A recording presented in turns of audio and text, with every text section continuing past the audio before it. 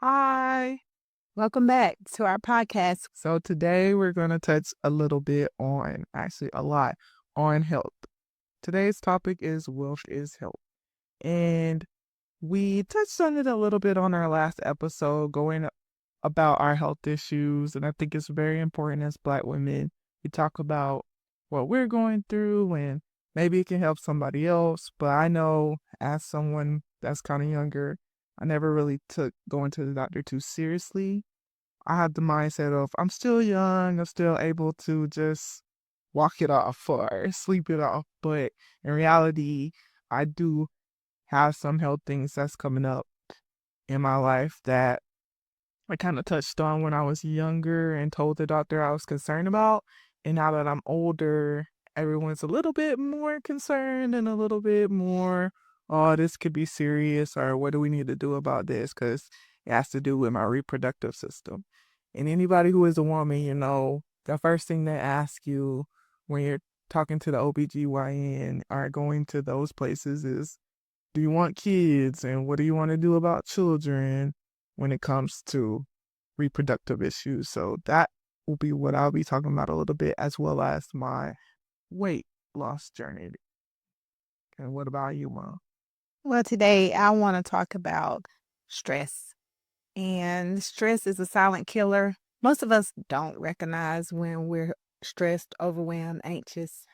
We just kind of go about our day, and it kind of feels normal when you're in the everyday ins and outs and rut of life, and you don't even realize that you're tired, you're not getting enough sleep. There's so many indicators, but we kinda ignore them. Not only do we ignore them, but poor sleep, itchiness in your skin, back pain, those types of things lead to chronic illnesses, and for me, my chronic illness is chronic kidney disease. I found out about it about 5, 6 years ago, and what was going on with me was blood pressure. I had high blood pressure, and I was always tired, and it just felt normal to be tired and headachy. And instead of seeing about it, going to the doctor, I'm working on getting my pressure down. Well, I really didn't even know I was having high blood pressure.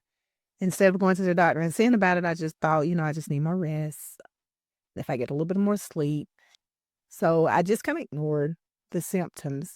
So I'll talk a little bit about symptoms that we should not ignore because it could lead to greater issues. And for me, I probably could have avoided stage 3 kidney disease had I reacted fast enough to the symptoms that I did not recognize before. I always exercise, try to eat decent. I mean, I don't eat perfect, but I try to eat decent. I'll always exercise. I jogged, worked out, and then I had a knee injury playing basketball, and I stopped walking and running regularly like I had been in the past, and seems after that, I started getting really headachy, always seemed tired, and that's when I didn't realize that my blood pressure was getting out of control. So I'll talk a little bit more about that. And so the main reason I named the episode Wealth is Health is because, as I told y'all before, my profession is HR. And a big thing about, coming to work is that's how you provide for yourself. That's how you pay for your rent, your mortgage, car note, all those things. So health issues can really cause you to miss out on money. A lot of people don't realize it until they're needing to take FMLA, or they have to do short-term disability, or they have to go on workers' compensation. And you're not getting paid the same because you're not actually doing physical labor. So it's very important to stay healthy so you can provide for yourself.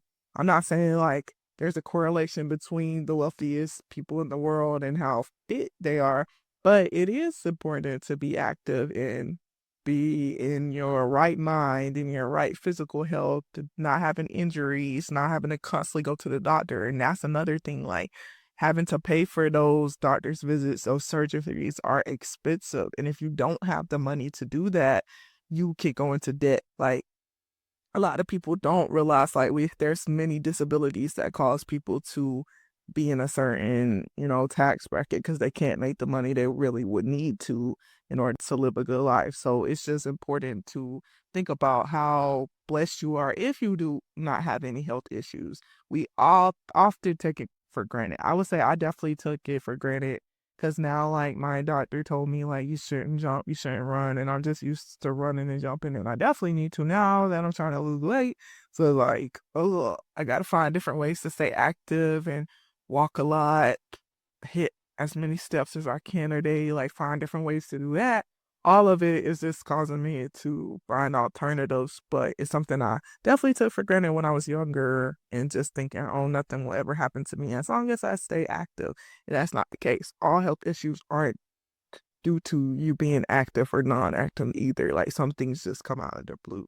Some of it also may be genetics. If you're predisposed to certain health issues due to genetics, then making wiser choices about what you eat, making wiser choices about the type of exercises that you do, even because sometimes with certain illnesses, strenuous exercise can actually exacerbate the issue.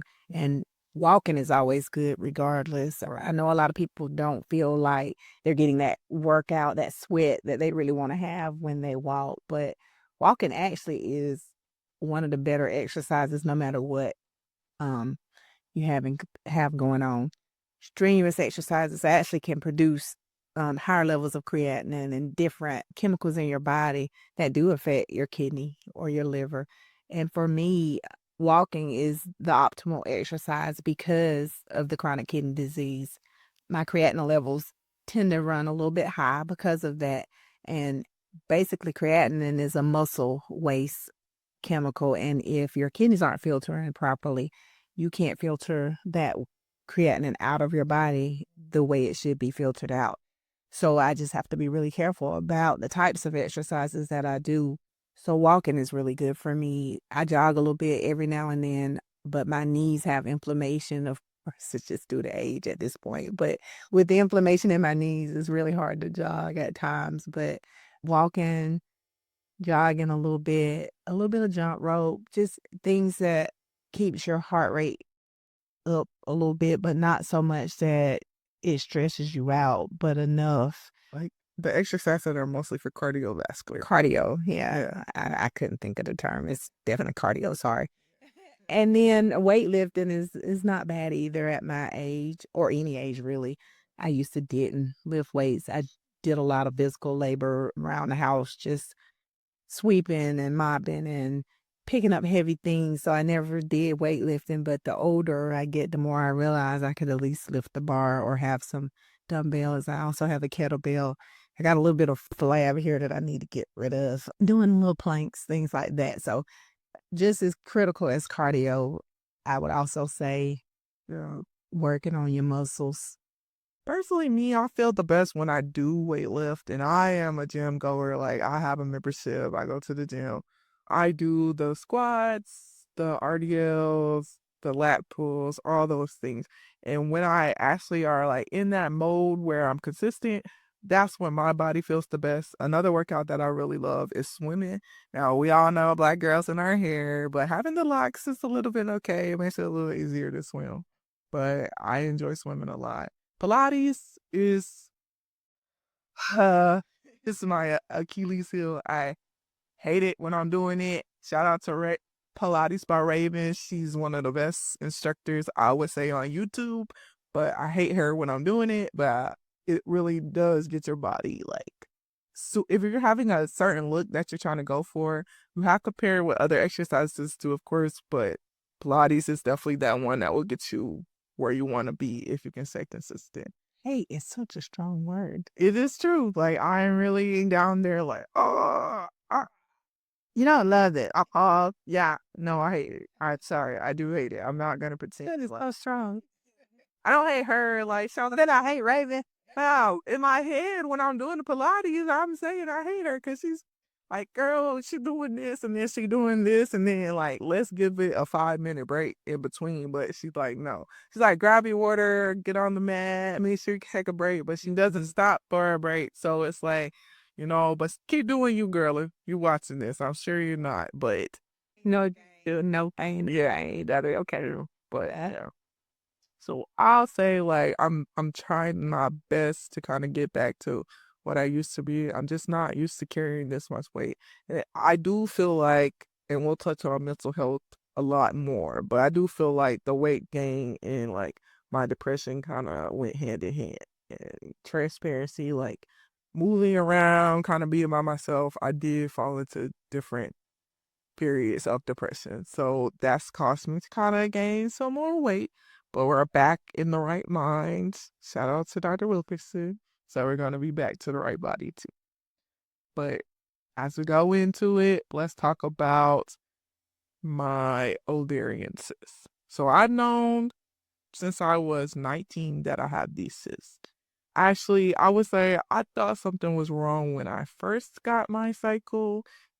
It just didn't feel right. There are practices I would have to always like go to the bathroom because I had diarrhea, TMI. I know. had his weights I here. know. He's saying like it happens. The girls who get it, get it. Who had the bad cycles, like it's stressful. You're always having bad cramps. Something is always wrong. You're feeling awful. I've been in the situation where like it's going on for 14 days sometimes. I've thrown up, different things like that. I always feel just like terrible. So I finally went to the doctor when I was in college and I told them, well, something is going on. I don't know what it is, but this doesn't feel right. They did what is it? Maybe an ultrasound. Yes, the ultrasound. Did the ultrasound and they found that I had ovarian cysts, but the doctor downplayed it. They were just like, oh, everybody has cysts. It's okay. They can go away by themselves. Don't worry about it. And I just got on birth control. That one birth control did help, but is somebody got pregnant on it, so they recalled it. And after that, I've been going through birth controls trying to find one like that one who that alleviates the issues that I'm having. But since 19, I've been having very serious cramps and just awful pain. They say exercise is supposed to help, but it doesn't really help. Even when I was super active, on a mission, always on Stairmaster in college, I still had terrible cramps. It just doesn't matter. It hurts regardless of if you're active or not active. Now, fast forward to the year of me turning 28. I'm going to the OBGYN trying to figure out what's going on. And they told me I have a complex 6. And they don't really know how long it's been there, but I'm like, okay, well, I've been having this since I'm 19, so maybe it's been 9 years that I've had this complex 6. I don't know. They say it's not that big. I can't remember the measurements, but it's not that big. But they do tell me like, hey, we don't want you to run and jump anymore because you can go into a contusion, I believe. And they're like, if that happens, you have to immediately go to the emergency room and have emergency surgery. So in my head, I am like, well, why would I wait to have this issue and fall on the ground, about to die, go to the emergency room and have emergency surgery? Why can't I not just have an elective surgery and get this cyst out? And they're looking at me kind of weird, acting odd. We don't think you should have surgery, but I'm just confused because you're saying if something happens to me, I'll have to have surgery. So why would I just wait until something happens to me? It just didn't make sense to me. And they're more concerned about if I wanted to have kids. And she's looking at my uterus lining and they're telling me, "Oh, you're more prone to having miscarriages if you were going to be pregnant. So you need to get that scraped out or something along that lines." I'm like, ma'am, I don't really care too much about having children. It's not been my goal in life. I'm not worried about that. I'm more concerned about how I'm feeling, how it's going to be with me walking every day. I can't have a dog to jump on me because that could cause it too. It's just too many factors that can get me in a bad situation. I was very upset after that conversation with the people I talked to, and I like got in the car and started crying and then called my mom. And I was like very upset. I was furious. I couldn't even really talk well and explain it to her. But she also talked to my auntie Ressa, and they calm me down, let me know it's gonna be okay. But if you do want the surgery, we can go ahead and get that. So it helped a lot to talk to my mom. Helped a lot that my aunt Teresa is RN, because a lot of times I do feel like when it comes to black women, they just downplay it. Like they don't really care too much about the pain you're going through. It's like, oh, you'll be okay. You're strong. You can get through it. But really, I'm telling you, no, I'm not okay. I haven't been okay for a while. I've been hurting. I'm trying to push myself to get through work, but really, I want to be home crying because my stomach hurts so bad. I've invested in those like heating pads that you can put on YouTube, and that helps a little bit, but it still doesn't get rid of the pain. So that's just been my experience.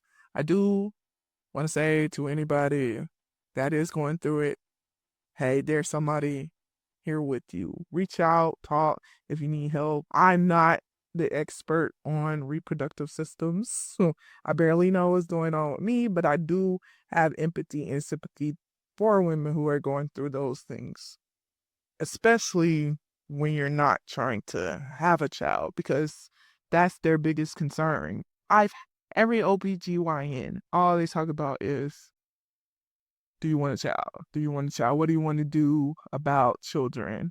If you do this, you might can't have children. It's something that's kind of infuriating because everyone doesn't want children either. You have to take into account some people just want to be okay for themselves. And I have nothing against women who do want to have kids, and that's their end goal. I support that all the way. But my end goal is to be healthy and be able to run and jump. And if I come across a dog and the dog jumps on me, I don't want to have to maybe go to the hospital. That's my end goal. I just want to be okay. And if I one day decide, okay, maybe I do want kids, adoption is a option. Also, I could say a really good thing about my job is to help people with the childbearing necessities and I guess help. They give you like 20K to have children. So I think there's resources out there if you do want to have children. It's just you need to be whole and in a good state and healthy. I don't think somebody with a lot of health issues will have a great time being pregnant either. But I think the main concern should be is if the person is okay, if the person is in a good state. And that's where I'm at with my journey. So yeah. Yeah. I guess it's not a lot of people out there who experience it, so they don't have a frame of reference or empathy. I didn't even know how deep all of it has been. I know the conversations we've had and my concern for your health, but I still didn't realize, all the other things that kind of sound gruesome to listen to, but it really is a reality for someone who's facing that. So I do feel like in the medical community, we have to listen to the concerns of the person who come in with an issue. I say that as if I'm in the medical community. I'm not. Those in the medical community need to listen to people who come in with those types of concerns and really hear them and help them come up with a plan that's best for their situation in their life. Everybody's not on the same pathway or trajectory or want the same things out of life, and that's okay. And I think in America, sometimes we want everybody to be on this path and have similar goals and thoughts and wishes and hopes, but it's okay not to. We as parents desire grandkids one day, but if that's not the path that you're on, then we have to respect that. And like you said, adoption, if you do decide you want kids, is an option. And there's kids out there who need people who will take care of them and love them, even if they didn't birth them. So hats off to that thought as well. As far as my thoughts on health, I would just want the audience to understand that you can't ignore any symptoms. If you felt like the symptoms that you had was unbearable, don't ignore them, because as African American women, we do tend to take on more pain than we should. Headaches feel normal if you've had them for so long. Back pain feels normal if you had it for so long. We can't ignore those things. You have to see about yourself and you have to demand answers. Sometimes you're told you're fine when you know you're not. And then another thing I would say is sleep. Like, we have to get more sleep, at least 8 hours, which is very hard for me now with the chronic kidney disease because I'm up all night long, especially if I drink water after 8 o'clock, which I try not to do. But sleep is critical and uninterrupted sleep at that. Because I could be in the bed and sleep for 8 hours, but if it's interrupted, then it's still not the quality of sleep that's needed. And that's when our cells are repairing themselves. That's when our body is resetting and repairing itself. So we really need that sleep. Another thing is water. Like, a lot of people don't like to drink water, but and then it's a lot of debate on what water to drink even, but drink whatever water you decide to drink water, try to get at least the 64 ounces a day, if not more. I just feel like we've been conditioned to think that our diets are okay as well, and it's not. Eating those fried foods constantly, not eating enough fruits and vegetables, which I know they're expensive, but we may have to get to the point where we grow our own. You can grow several things in a little small pot, even if you had to. Even if you didn't have land to grow it on, you could grow different fruit and vegetables. And then some fruits and vegetables are made for healing certain types of illnesses. So looking to see which ones are more prudent to my situation. So for example, like kidney disease, everything I used to hate is absolutely good for my kidneys. So for example, I would never eat an onion unless it was onion ring, which, fried onion rings is not the same. It's using grilled onions. I But personally like onions. I used to wouldn't eat an onion. Garlic, I used to hate garlic. Cabbage, I wouldn't eat cabbage. And now I eat all of those things because I realize every vegetable that was on my list, cauliflower, broccoli, all the vegetables that was on my list not to eat were the very same vegetables that are good for people with chronic kidney disease. Not eating a lot of processed meat or any processed meat, doing away with the bacon and the sausage. Now that's really hard. Every now and then, I gotta have a sausage, but doing away with it on a regular basis, eating egg whites and not the yolk, that's tough as well because I like eggs, but the egg whites are really good for people with chronic kidney disease. Certain nuts like walnuts, macadamias, just studying what is the right thing to eat and just knowing it may cost you a little bit more, but there again, it could cost you a whole lot more in the long run as far as your health. And like Brandy said, absences from work from being ill. Now, I have not experienced that. I have I had high blood pressure and the chronic kidney disease, but I rarely miss work, only to get my blood work done, and then I go right on into work. But having to see a nephrologist has not been something that I ever thought that I would be doing because I've always exercised. I ate decent. Like I said, I didn't eat things that I should have been eating, but I ate decent. But I never thought that I would be going every 3, 4 months, having to see a nephrologist, having to go to doctor's appointments just to make sure that my kidneys are at least still in stage 3 and functioning as well as they were the last time I went to the doctor. Keeping my creatinine levels as low as I possibly can keep them. So just having to monitor that, keep up with that, that could be exhausting. But once you find out, it's best to keep your appointments. It's best to take whatever medication. And I hate medication. Everybody knows that I don't even like to take a Tylenol if I don't have to, which I don't anymore because any types are not good for kidneys anyway. So I try to run away from those who might be coughing or sick or any of that because I don't take medicine anymore. Not like that. I take my blood pressure medicine and I take what they've given me for my kidneys. I can't even remember the name of it. What is it called? I can't even remember the name of the medicine, but they gave me a medication that's supposed to help even improve kidney function, but at least not worsen when you take. At least it shouldn't worsen when you take that medication. I can't remember the name of it. It's very expensive, but like Brandon was saying, these things add up financially. And had I not been in a place where I have good insurance and a decent job, I would say, I could see where having to have these blood pressure medications and having to have this kidney medication every month would be very expensive for a family. So just trying to stay as healthy as possible for as long as possible. Go see your doctor, get a regular checkup every year, at least a year. And if there's nothing wrong, at least go every year to make sure that you're still healthy. Check on your reproductive health, check on your blood pressure, make sure your kidneys, your liver, your heart, your vital organs are functioning the way they should. Just stay on top of it because it could cost more in the long run if you don't take care of yourself. So, yeah, health is definitely wealth, or wealth is health, however we want to say it today. But just stay on top of those things and don't ignore simple signs, because those simple things are the things that's alerting you that there's something wrong with your body.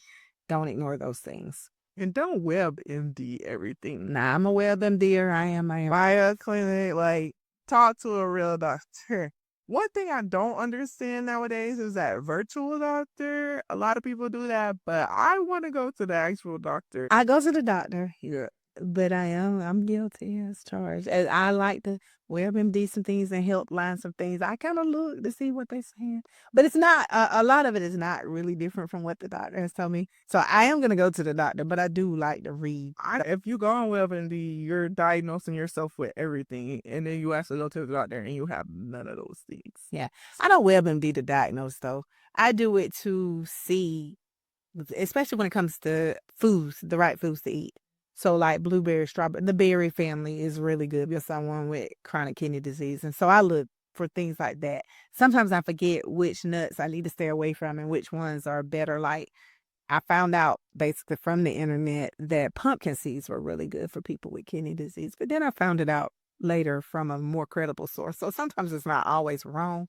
But like she said, don't use it to diagnose, but it's pretty good sometimes for remembering like what to stay away from and what to steer yourself toward. Yeah, I mostly mean to diagnose yourself. Yeah. I will say personally, I'm judging myself really bad because I get an F at going to the doctor. I don't have a primary care doctor, and I haven't had one since I was in high school. I'm just gonna be honest. It's not because I don't have health insurance, but it's because I felt I'm young. What do I need to go to the doctor for? I feel fine. I don't have that many headaches. I eat pretty good. All those like foods she was just naming, I love.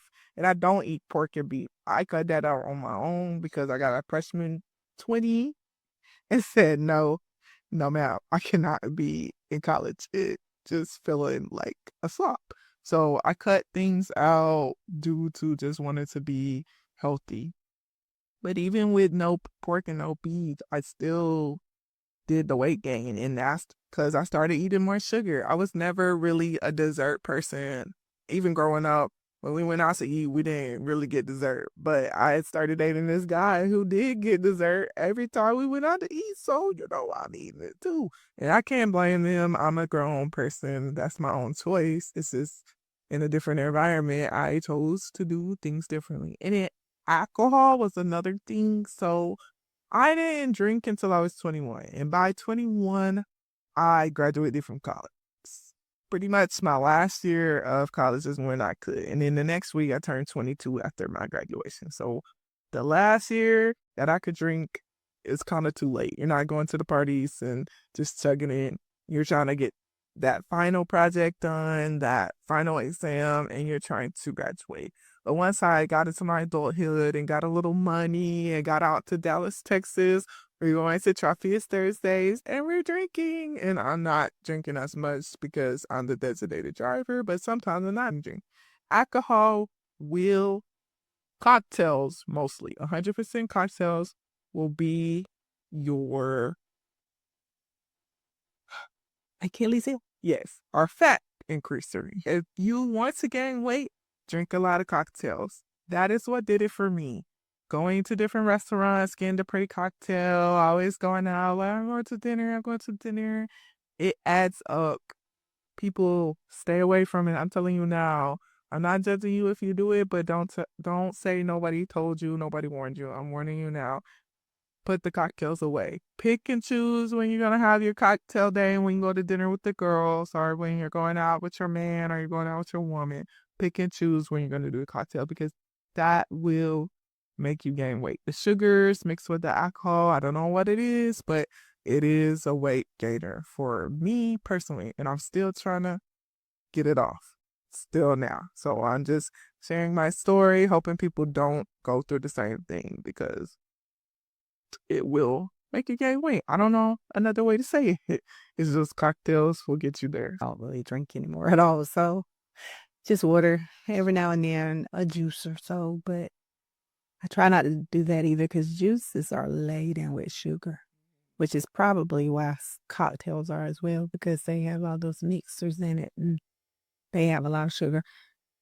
Anyway, any advice that I might give to younger or older people about health, just do things in moderation. I wouldn't cut out any one food group, maybe how it's cooked or stored. Like I said, processed meats, processed foods are not good, but the food itself may not have to be cut out. So, for example, if you get tuna, get fresh tuna because tuna in the can is a processed meat. Or if you eat chicken, try to eat fresh chicken because you could get chicken from the frozen section and it's processed. So just be mindful of the processed meats. Hamburger, a lot of red meat you might want to steer away from at times, but you don't have to cut it out altogether. Just moderation. I like the Mediterranean diet. It's a mixture of foods that's still on the list that you can eat, but at the same time, it cuts out a lot of I just gotta say it, being from Georgia, I'm sorry guys, that southern down home flavor everything doesn't need bacon. Yeah, that flavored down home ham hock. Swine down. It's ridiculous. Moving from Jacksonville, Florida, back to Georgia, I cannot eat a vegetable anymore. I have to cook my own vegetables if I want to go out to eat. I have to cook my own vegetables if I want to vegetables because everything has bacon in it. I'm not exaggerating. I'm like at work, they're like, oh, do you want some of this? Okay. Baked beans, bacon in it. Green beans, bacon in it. Potato salad, bacon bits. Why? Let's talk about it because this is we listen and we judge. It's okay to have that extra 50 cents for bacon in your vegetables. Let's do that. But sometimes a vegetable just needs vegetables. It doesn't need bacon. It doesn't need ham hocks. It's okay. It is okay. Do you want your arm to fall off? She preaching. No. So It's put preaching. the bacon down. I'm just telling you. I'm It's saying that. I just need to say it because Preaching. He's in right to me. I have to like, hey, does this have bacon in it? Yeah. Okay, let me get a side salad. Every time. It's ridiculous. Well, I was calmly trying to tell you that that southern down home flavoring is not always good for you. But then Brandy got a little preachy on us, where she's right. Sometimes vegetables just need to be that. They don't, and the biggest one that I left off, and my biggest issue is salt. Everything does not need heavy seasoning. It's so hard to go to a cookout because everything has heavy seasoning on it. And I can't have that, especially with CKD. But it's really not good for any of us to have that heavy seasoning. If we're going to use seasons, we should be using herbs and spices that are more conducive to our health, such as oregano or name some others. I think it's okay to season. Just What's salt though? I'm talking about salt. I use Alternatives. onion powder, garlic powder. That's one of the ones that I like instead of just usually putting salt. Pepper is good too. Instead of naming them all, I'll say this: check the sodium. Just make sure that the seasoning that you're putting on your food is not laden with sodium, because that's the biggest problem. And I'm not saying you don't need sodium, because we gotta have salt. Like our heart is a sodium potassium plum, but the amount of table salt that's found in so many things is way too much for the daily amount that we should have. And I'm not trying to tell you exactly what the daily amount is, because I don't even remember what the milligrams for the daily amount is. But I am saying stop shaking. Every time you get a plate, you don't need to pick up the salt automatically. Some people don't even taste their food first. They just start shaking. I used to be one of them, which I'm experiencing the fruits of that right now. So Potato chips was another thing that was my Achilles heel. I used to love salty snacks like potato chips and crackers and popcorn. I still kind of like popcorn from time to time, but just in moderation with the popcorn. But I've cut out potato chips because what I realized is that was quickly turning into sugar. Plus, it was laden with salt. So I had two issues. The white booze really is what I have to stay away from. In fact, to keep my kidney function at least functioning where it is and not lose function. And just eating healthy and cooking your own food can also help with budgeting, which is going to be our next topic, next episode. But I will say, if you didn't learn anything today, just take into account, go to the doctor, drink your water, and exercise. It's recommended fruits and vegetables, 30 minutes a day to do some type of exercise. So whether it's in the house, outside, at the gym, just get that heart rate pumping 30 minutes. One thing I do that I recommend to people is to get more steps in. I park at the back of our parking lot. We have a huge 2-gate parking area. I try to park towards the back. It also helps not fighting for a parking space either. Hopefully, you learned a little bit of something from watching this episode, and we hope you continue to tune in. Thank you for watching. We listen and we judge, and we'll see you next time.